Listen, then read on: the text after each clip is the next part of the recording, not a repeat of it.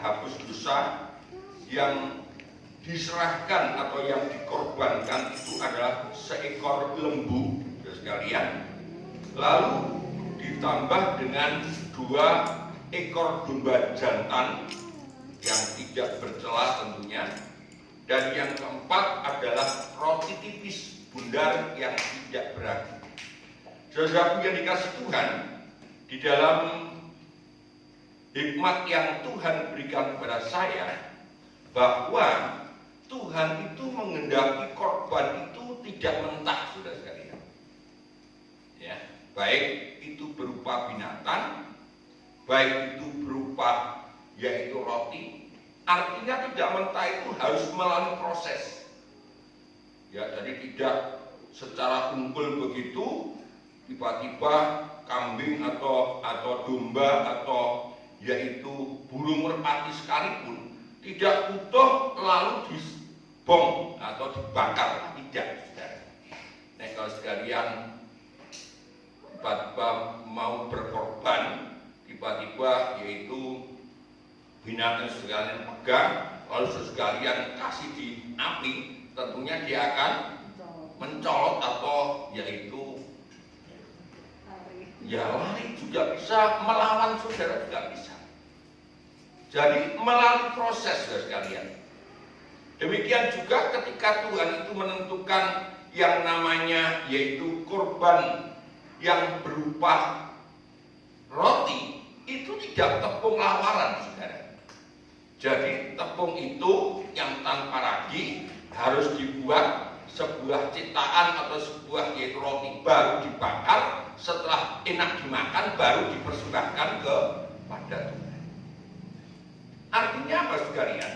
Artinya kalau saudara sekalian ingin hidup kita itu hidup berkenan, itu harus bersedia yang namanya melalui proses, saudara. Karena kehidupan saudara dan saya ini adalah kehidupan yang sebenarnya tidak layak. Tetapi kalau saudara sekalian dan saya ini ingin masuk di dalam hidup yang berkenan, maka otomatis saudara sekalian harus diproses. Nah, proses inilah yang harus kita ikuti supaya kehidupan kita makin hari makin berkenan kepada Tuhan. Saudara, ya. Berkenan kepada Tuhan itu sampai klimaknya kita semua nanti menjadi yang dikatakan sempurna, tidak bercacat dan tidak bercela. Jadi ketika korban sekalian pertama dikatakan firman Allah harus dikuliti, itu belum menjadi korban yang berkenan. Harus dipotong-potong, itu pun juga belum berkenan kepada Tuhan. Baru setelah menurut firman Allah dipotong-potong, diatur, lalu dibakar, dan itulah yang dinamakan korban yang berbau harum kepada Tuhan. Jadi saudara sekalian dan saya ini sedang mengalami yang namanya proses, saudara. Ya. Kita harus tahu ini, dan proses itu dikatakan firman Allah memang adalah satu hal yang menyakitkan.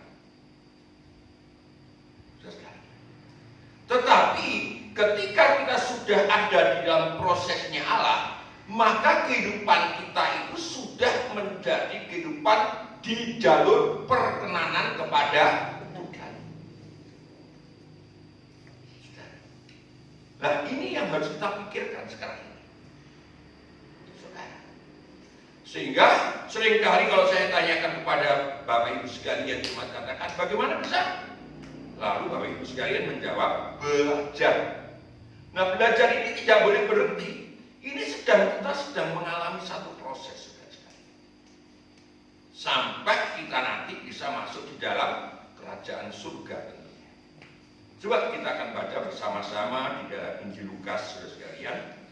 Ini status yang tadi pagi saya berikan kepada Bapak Ibu sekalian. Lukas pasal yang ke-13, Lukas pasal yang ke-13, ayat yang ke-22 sampai dengan ayat yang ke-30. Lukas pasal yang ke-13 ayat 22 sampai dengan ayat yang ke-30. Lukas 13 ayat 22-30. Siapa yang diselamatkan? Kemudian Yesus berjalan keliling dari kota ke kota dan dari desa ke desa, sambil mengajar dan meneruskan perjalanannya ke Yerusalem.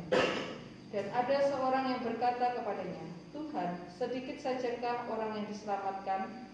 Jawab Yesus kepada orang-orang di situ, "Berjuanglah untuk masuk melalui pintu yang sesak itu.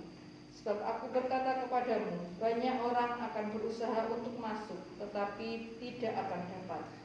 Jika tuan rumah telah bangkit dan telah menutup pintu, kamu akan berdiri di luar dan mengetok-ngetok pintu sambil berkata, 'Tuan, bukakanlah kami pintu.'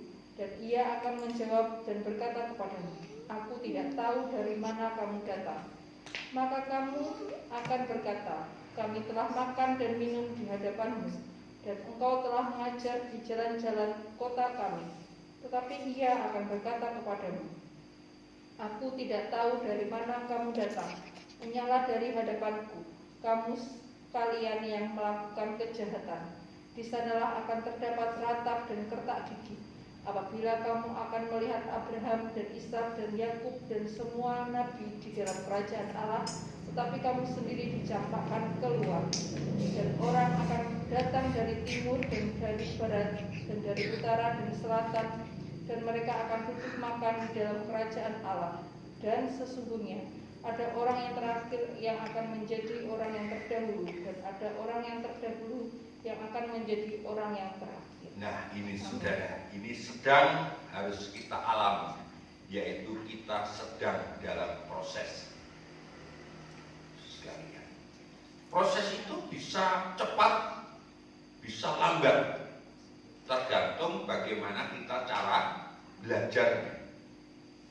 Sekalian, ya, seperti sekarang ini di SMA itu ada percepatan.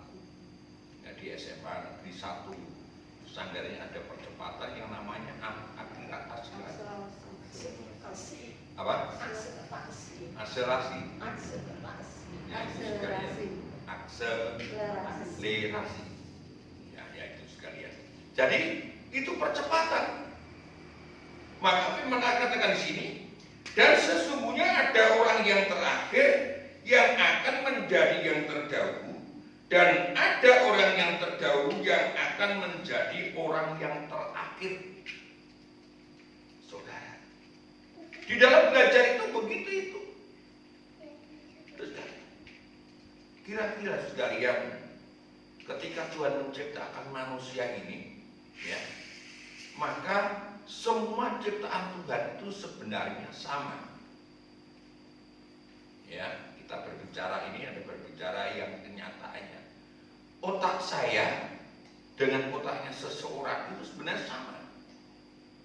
Tapi kenapa kok ada orang yang bodoh atau ada orang yang pandai? Itu tergantung orangnya, saudara. Ya, kalau orang itu ketika dia itu lahir lalu diberikan satu pendidikan, bagaimana caranya dia?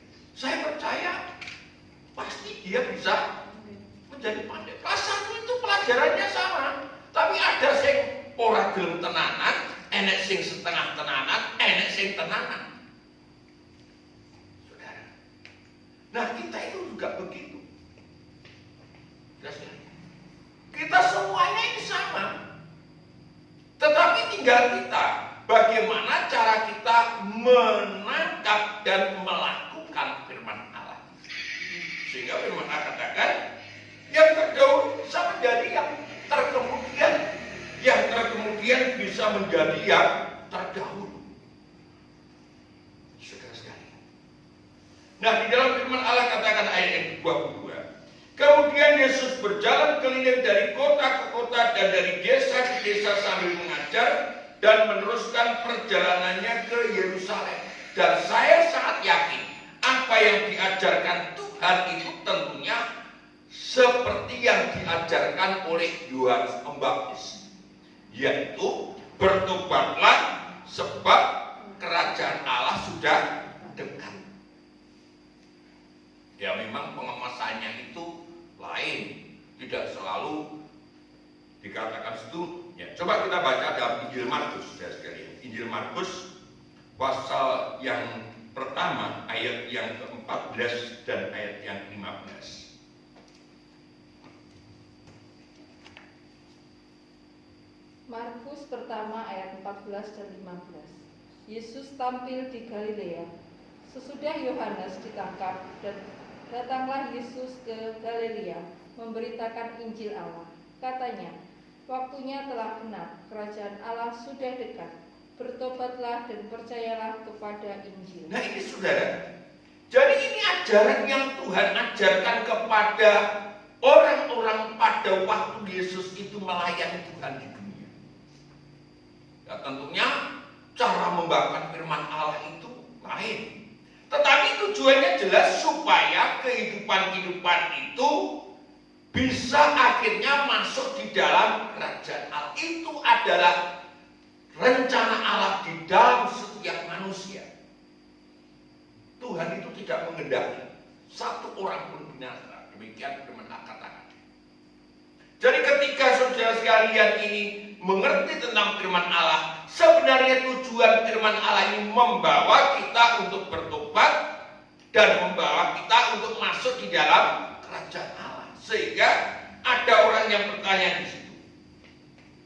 Dan ada seorang yang berkata kepadanya, Tuhan, sedikit sajakah orang yang diselamatkan? Saudara, ya, sedikit sajakah orang yang diselamatkan? Saudara, Tuhan tidak menjawab, ya memang sedikit, enggak. Saudara, ya tidak.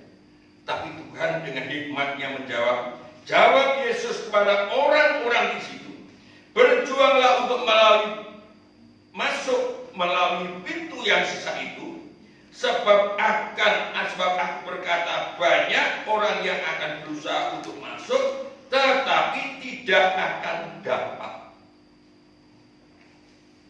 Saudara, ya. Jadi di sini ini Tuhan tidak menjawab, ya sedikit tidak. Tapi Tuhan berkata, kamu semua harus berjuang. Artinya diberi kesempatan yang sama. Saudara. Tetapi Tuhan katakan juga, memang untuk masuk kerajaan Allah itu harus berjuang. Saudara, berjuang melalui pintu yang sempit. Sehingga ada nyanyian, ada dua di dunia ini, ada dua jalan, lebar dan sempit, siapa mau milih? Saudara, Tuhan katakan di sini ini, berbicara keselamatan itu bicara kerajaan Allah. Bicara kerajaan Allah, mau tidak mau kita harus melalui pintu yang sesak atau pintu yang sempit. Saya dulu sekalian ketika belum jadi hamba Tuhan, tak pikir kalau pintu yang sempit itu pintu yang sangat cium. Tetapi setelah saya bergumul dan banyak kenal hamba-hamba Tuhan yang memberitakan, pintu yang sesak atau pintu yang sempit itu adalah pintu yang begini, saudara sekalian. Jadi pertama itu lebar, terus makin lama makin mengerucut sampai titiknya kita masuk dalam kerajaan surga. Bukan makin lama makin lebar, tidak. Tapi makin lama makin sempit. Jadi kalau kita dikatakan tadi bertobatlah, itu memang kita itu dulunya masih banyak dosa. Tetapi kita terus masuk. Dan kita bisa di dalam kehidupan yang benar-benar pintu itu sempit. Kalau pintu itu sempit, tiba-tiba sekalian betapa sulitnya orang-orang gemuk seperti saya ini.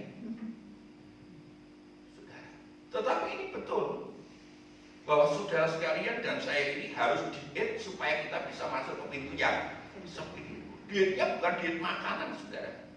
Dietnya adalah diet untuk tidak berbuat dosa tentunya. Jadi proses ini, saudara, kita harus melalui proses. Dikatakan firman Allah di sini, walaupun banyak orang yang akan berusaha masuk, tetapi mereka tidak dapat karena mereka itu melakukan kejahatan. Katakan seterusnya di situ, Tuhan, Tuhan, bukakanlah kami pintu. Dan dia akan menjawab dan berkata, aku tidak tahu dari mana kamu datang. Ini adalah kehidupan yang sebenarnya sudah kenal Tuhan, sudah jadi anak Tuhan, tetapi mereka tidak mau berjuang, saudara. Ya, sebab di dalam Injil Lukas pasal 13 ini ada terkena yang namanya pintu tirai. Pintu tirai itu adalah pintu ketiga di dalam tabernakel. Pintu yang pertama itu adalah yaitu pintu gerbang. Itu adalah pengenalan kita kepada Kristus, saudara. Lalu pintu yang kedua dinamakan pintu kemah. Itu adalah kehidupan yang mendapat kepenuhan Roh Kudus. Orang tidak akan mendapatkan kepenuhan Roh Kudus kalau dia tidak kenal Tuhan. Perkataan mengenal Tuhan ini harus kita cermati bahwa orang yang mengenal Tuhan adalah orang itu sudah melakukan firman Tuhan. Baru setelah itu nanti masuk ke pintu yang ketiga yang namanya pintu tirai. Itu adalah pintu yang memisahkan ruangan suci dan ruangan maha suci. Dan ruangan maha suci itu isinya adalah yaitu tabut perjanjian, di mana di situ Allah berhadirat. Jadi untuk bisa bertemu dengan Tuhan secara utuh, kita harus melalui yang namanya pintu tirai. Dan pintu tirai itu adalah pintu yang dikatakan pintu yang sesak, yaitu pintu yang berbicara tentang perobekan daging. Jadi makin lama kehidupan kita itu makin harus kita robek keinginan-keinginan daging kita. Selama saudara dan saya masih melakukan keinginan daging, kita tidak akan bisa mendapatkan tempat di dalam kerajaan Allah. Dalam Galatia jelas sekali, sudah sekalian. Ya, jadi itu proses, saudara. Ya, mari, saudara dan saya ini sedang belajar untuk diproses Tuhan. Dan proses Tuhan itu memang tidak enak. Sehingga kalau kita baca ayat atasnya dalam Injil Lukas pasal 13, Injil Lukas pasal yang 13 ayat 18 sampai dengan ayat yang ke-21, Injil Lukas pasal yang ke-13 ayat 18 sampai 21, ya mari tolong bacakan. Injil Lukas pasal 13 ayat 18 sampai 21. Demikian bunyi firman Tuhan. Perumpamaan tentang biji sesawi dan ragi. Maka kata Yesus, seumpama apakah hal kerajaan Allah dan dengan apakah aku akan mengumpamakannya? Ia seumpama biji sesawi yang diambil dan ditaburkan orang di kebunnya. Biji itu tumbuh dan menjadi pohon dan burung-burung di udara bersarang pada cabang-cabangnya. Dan ia berkata lagi, dengan apakah aku akan mengumpamakan kerajaan Allah? Ia seumpama ragi yang diambil seorang perempuan dan diadukkan ke dalam tepung terigu 3 sekar sampai kamir seluruhnya. Nah ini saudara. Jadi kerajaan Allah itu berbicara tentang proses, saudara. Ya, kerajaan Allah itu berbicara tentang proses seperti tumbuhnya yang dinamakan biji sesawi. Saudara. Jadi, saudara sekalian dan saya ini harus melalui proses. Yang dimakan proses itu artinya kita harus ada yang namanya pertumbuhan. Saudara sekalian. Kalau kita tidak mau bertumbuh, namanya kita tidak mau berjuang. Yang dinamakan bertumbuh itu ya berjuang tadi itu. Kita tentunya tahu bagaimana caranya sebuah biji lalu dia bisa bertumbuh, dan setelah bertumbuh dia bisa menjadi berkat bagi orang lain. Di sini katakan sampai burung-burung di udara bersarang pada cabang-cabangnya. Padahal biji sesawi itu dikatakan firman Allah biji yang paling kecil. Ya. Walaupun kita ini adalah kehidupan yang mungkin dipandang orang kecil, tetapi jika saudara sekalian ini adalah saudara sekalian mau untuk bertumbuh, maka saya percaya pertumbuhan saudara sekalian ini yang menjaga adalah Tuhan. Saudara sekalian, ya, tidak ada seorang petani itu membiarkan tanamannya itu akan terkena hama. Seorang petani yang benar adalah petani itu pasti akan memelihara, merawat supaya apa yang ditanam itu bisa tumbuh dan bisa berbuah. Nah demikian juga saudara dan saya ini. Ketika kita mau masuk dalam prosesnya Tuhan, maka sebenarnya Tuhan sedang mengayomi saudara. Jadi proses itu saudara, itu memang diizinkan Tuhan terjadi untuk saudara sekalian, supaya kita ini mengalami yang namanya pertumbuhan. Amin. Kalau orang tahu ini, seperti firman Allah kemarin hari Minggu, dia tidak akan ngeluh. Dia tidak akan menggerutu, bahkan dia tidak akan menyalahkan Tuhan. Karena tahu dia proses. Seperti seorang anak ketika dia itu mau menghadapi ujian, dia justru senang. Wah, saya akan ujian dan saya akan naik tingkat. Tetapi kalau dia itu memang tidak mau naik kelas, ya dia katakan, waduh angel sekolah. Nah ini terjadi untuk saudara dan saya harusnya. Dan untuk bertumbuh itu, maka tanaman itu saudara, yang pertama dia harus terkelupas, yaitu dari cangkangnya, dari kulitnya. Saudara sekalian bisa lihat bagaimana perjuangan yaitu kecambah, saudara. Sebelum dia itu menjadi tanaman kedelai, saudara sekalian tentunya bisa melihat bagaimana dia itu harus memecahkan kulitnya dulu. Ya, setelah dia berjuang supaya akarnya ini masuk ke dalam, baru dia bisa bertumbuh dan bisa berkembang. Itu harus kita lakukan. Ini yang dinamakan yaitu perjuangan. Ini yang dinamakan yaitu perubahan tirai yang disebutkan oleh firman Allah. Ini yang dinamakan pintu yang sesat, saudara.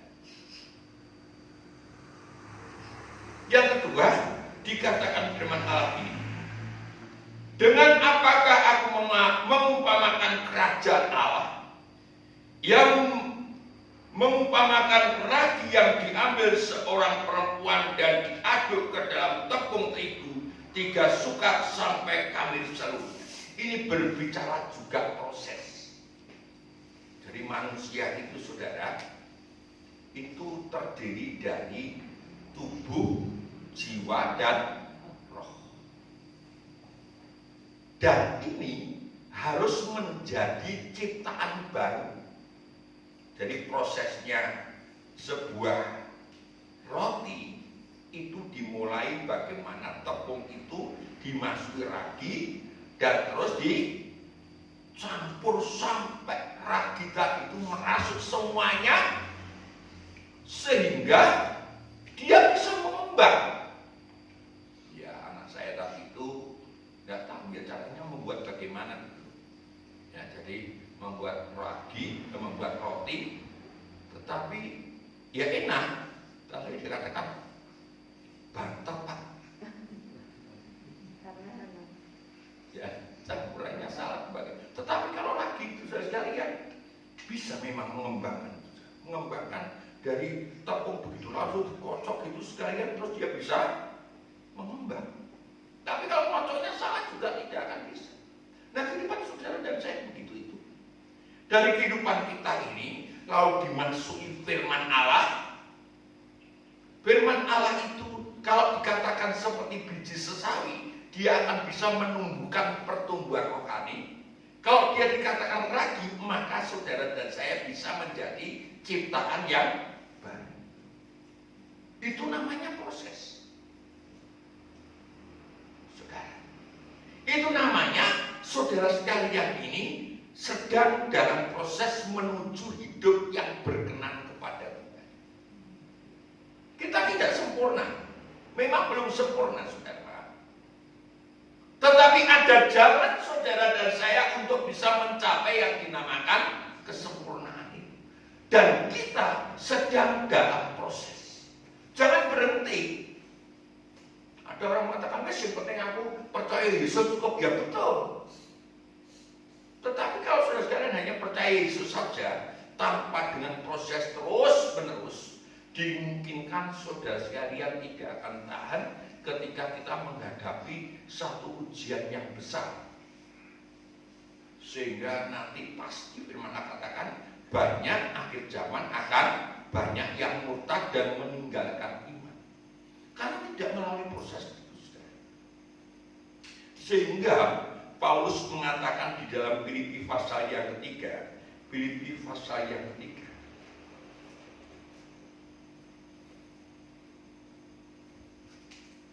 Filipi pasal yang ketiga, ayat 12 sampai dengan ayat yang ke-16. Filipi pasal yang ketiga, ayat yang ke-12 sampai dengan ayat yang ke-16.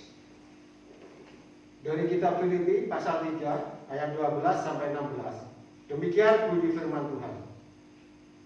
Bukan seolah-olah aku telah memperoleh hal ini atau telah sempurna, melainkan aku mengejarnya kalau aku dapat juga menangkapnya, karena aku pun telah ditangkap oleh Kristus Yesus.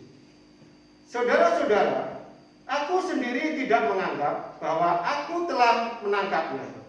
Tetapi ini yang kulakukan. Aku melupakan apa yang telah di belakangku dan mengarahkan diri kepada apa yang di hadapanku, dan berlari-lari kepada tujuan untuk memperoleh hadiah, yaitu panggilan surgawi dari Allah dalam Kristus Yesus. Karena itu, marilah kita yang sempurna berpikir demikian. Dan jika lain pikiranmu tentang salah satu hal itu akan dinyatakan Allah juga kepadamu. Tetapi baiklah, tingkat pengertian yang telah kita capai, kita lanjutkan menurut jalan yang telah kita tempuh. Nah ini saudara. Jadi harus ada yang namanya proses, dikatakan Paulus, ada yang namanya kelanjutan. Nih, kalau saya lihat periodenya 2 SBY kan lanjutkan. Kita harus melanjutkan ini. Firman Allah katakan di sini, Paulus sendiri mengatakan, bukan seolah-olah aku telah menangkapnya. Menangkapnya itu artinya, yaitu menangkap kesempurnaan itu. Belum. Tetapi Paulus katakan, aku sendiri tidak menganggap bahwa aku telah menangkapnya, tetapi yang kulakukan aku melupakan apa yang ada yang telah di belakang dan mengarahkan diri dan mengejarnya. Ini yang harus kita lakukan. Artinya kita terus menuju ke sana, saudara sekalian. Bahkan kalau kita lihat di situ, barang siapa yang memiliki pikiran yang sempurna. Nah, ini loh saudara. Jadi kita belum sempurna, tetapi kita sudah memiliki pikiran yang sempurna. Pikiran yang sempurna itu bukan berarti pikiran kita itu sudah baik semuanya, tidak. Tetapi pikiran kita ini mempunyai tujuan. Yang saya tuju adalah kesempurnaan di dalam kerajaan Allah.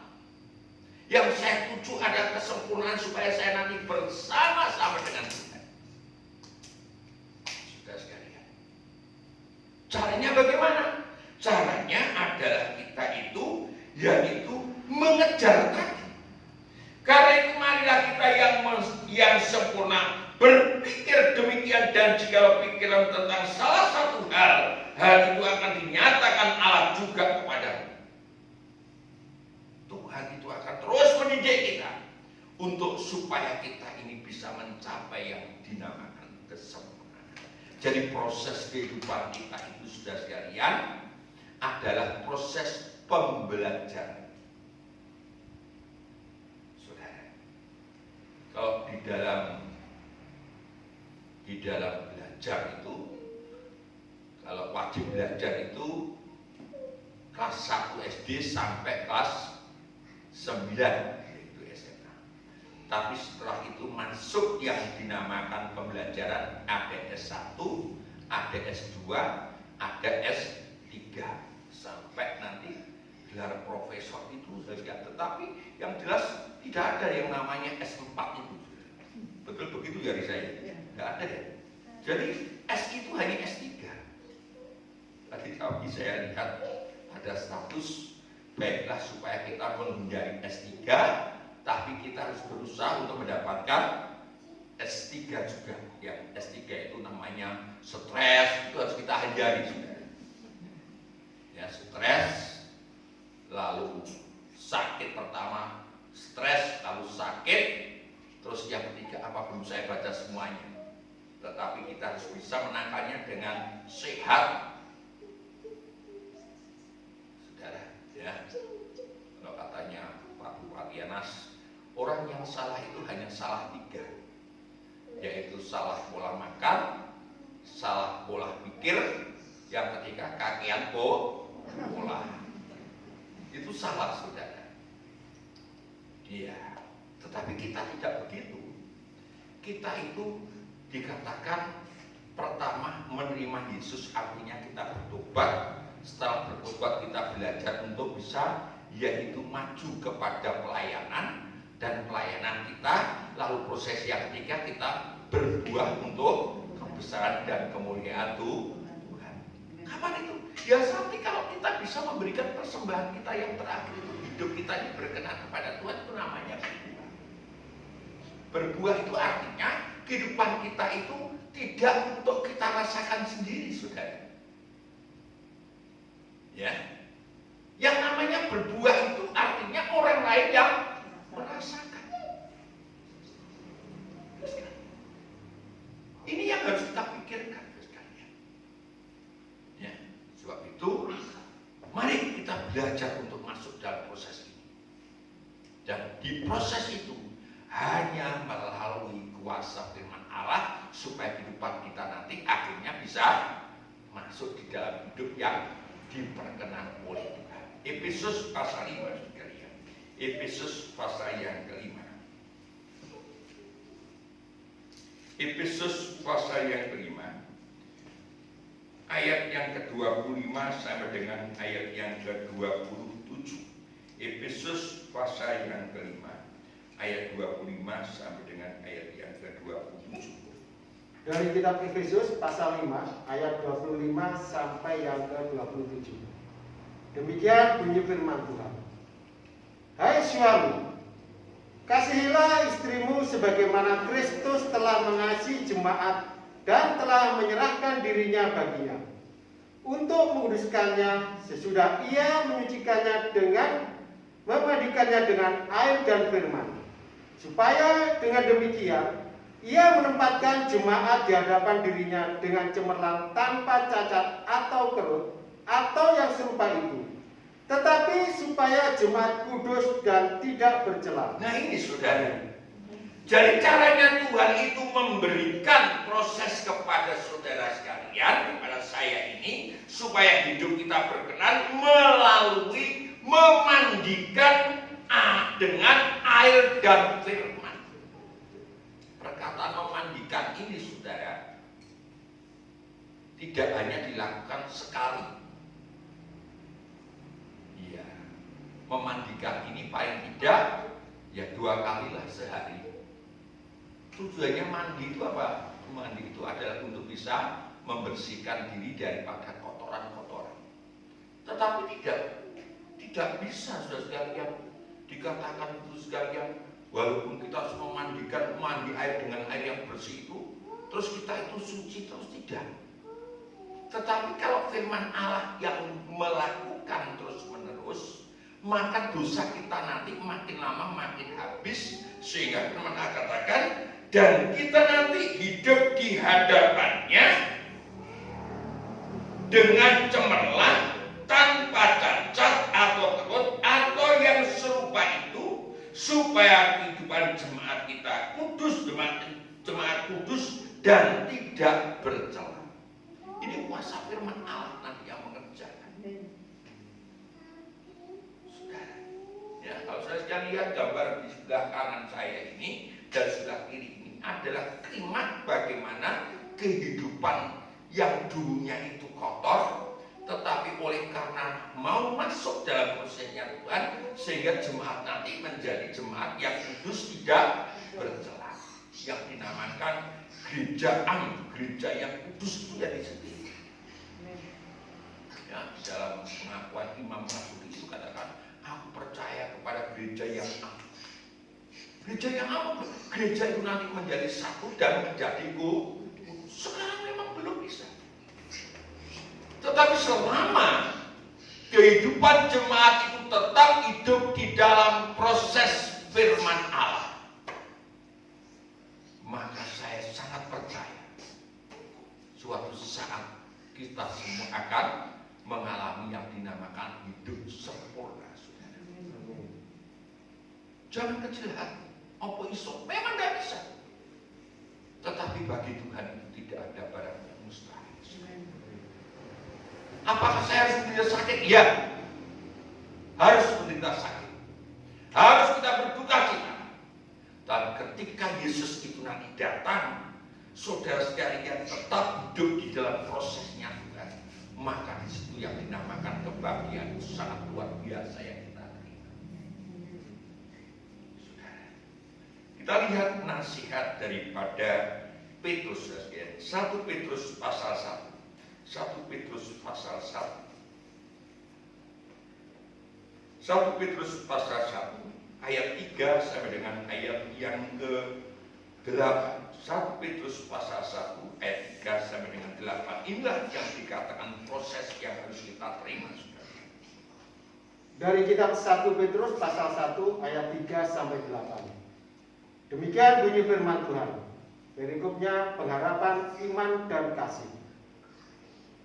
Terpujilah Allah dan Bapa Tuhan kita Yesus Kristus, yang karena rahmat-Nya yang besar telah melahirkan kita kembali oleh kebangkitan Yesus Kristus dari antara orang mati kepada suatu hidup yang penuh pengharapan, untuk menerima suatu bagian yang tidak dapat binasa, yang tidak dapat cemar dan yang tidak dapat layu, yang tersimpan di surga bagi kamu. Ini adalah rencana Allah untuk kita semua.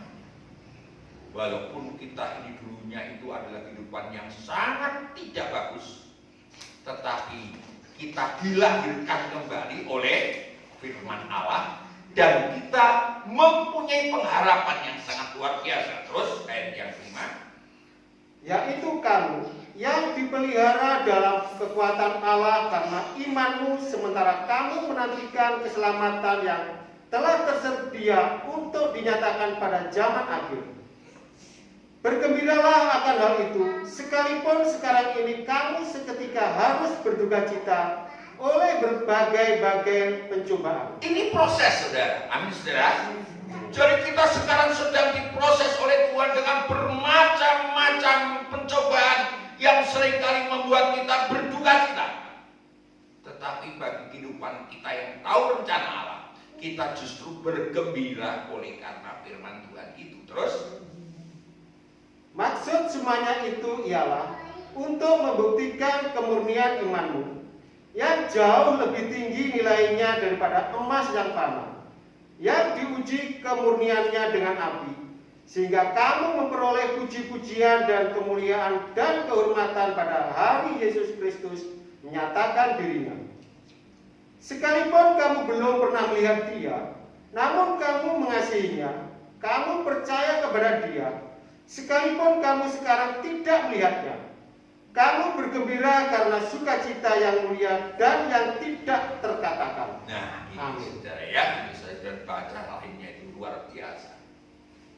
Jadi orang itu, kalau orang itu tahu bahwa pencobaan itu adalah ujian daripada Tuhan atau umat Tuhan yang tahu antara itu, dia tidak akan keluh kesah, saudara. Iya, karena dia percaya bahwa Tuhan suatu saat pasti datang dan memberikan kemuliaan, memberikan kehormatan bagi kehidupan yang sudah sungguh-sungguh menghargai tentang apa yang dinamakan proses Allah tadi. Mari kita belajar kesaksian, sehingga di dalam Injil Matius pasal yang ke-13 tadi dikatakan, saudara sekalian, ya kita kembali kepada Injil Lukas, maksud saya Injil Lukas pasal yang ke-13, ya saya bacakan ayat yang ke-28. Di sanalah akan terdapat ratap dan kertak gigi, ini orang-orang yang tidak masuk di dalam kerajaan Allah.